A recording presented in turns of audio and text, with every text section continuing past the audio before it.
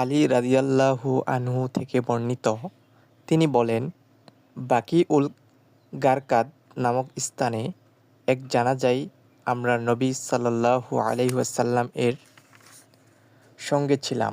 সে সময় তিনি বলেছিলেন, তোমাদের মধ্যে এমন কোনো ব্যক্তি নেই যার স্থান জান্নাত বা জাহান্নামে নির্ধারিত হয়নি।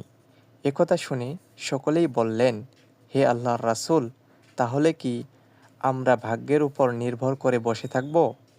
উত্তরে তিনি বললেন, তোমরা আমল করতে থাকো, কারণ যাকে যে আমলের জন্য সৃষ্টি করা হয়েছে, সুতরাং কেউ দান করলে, মুত্তাকি হলে এবং যা উত্তম তা গ্রহণ করলে আমি তার জন্য সুগম করে দেব সহজ পথ, এবং কেউ কার্পণ্য করলে ও নিজেকে স্বয়ংসম্পূর্ণ মনে করলে, যার যা উত্তম তা ত্যাগ করলে তার জন্য আমি সহজ করে দেব কঠোর পরিণামের পথ।